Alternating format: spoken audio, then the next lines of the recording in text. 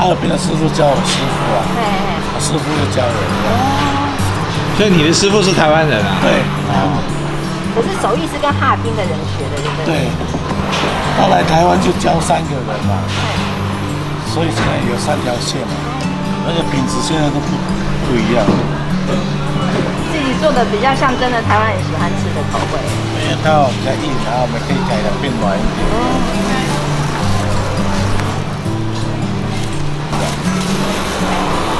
然后我观察6、7个月。在学之前观察6、7个月。对啊。看他算他的那个营业额嘛。对啊。然后评估用便当店好。便当店是比较轻松，这个比较累。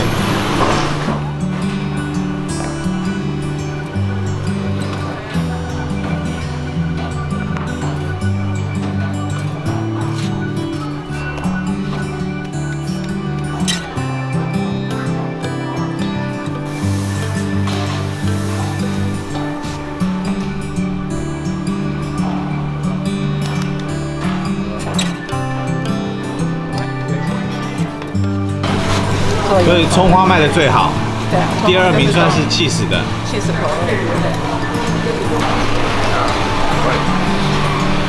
去年葱价最贵的时候多少钱？700块1捆，我们现在是1斤100块。那葱花大饼其实主要的用料就是葱嘛，对啊。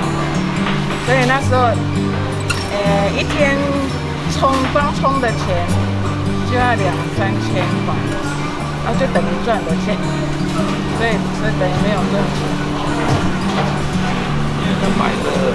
现在买的方式太多了，网络啊，什么都有。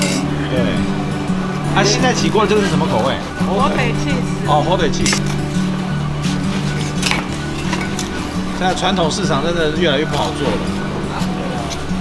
他们的葱很扎实，然后他们的那个面啊，它是扎实，然后不会让你觉得很干，对。然后那个葱啊，里面会有带一点那个汤汁，对。这个100多呀。对。现在烤，很好。好，常温到明天，冷藏可以摆3天，冷冻1个礼拜。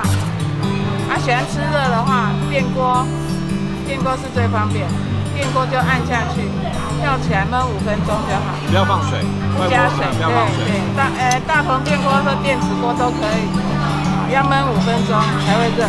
然后那个你刚才有说冷冻嘛，冷冻我拿出来要先解冻完，再蒸就对了。对。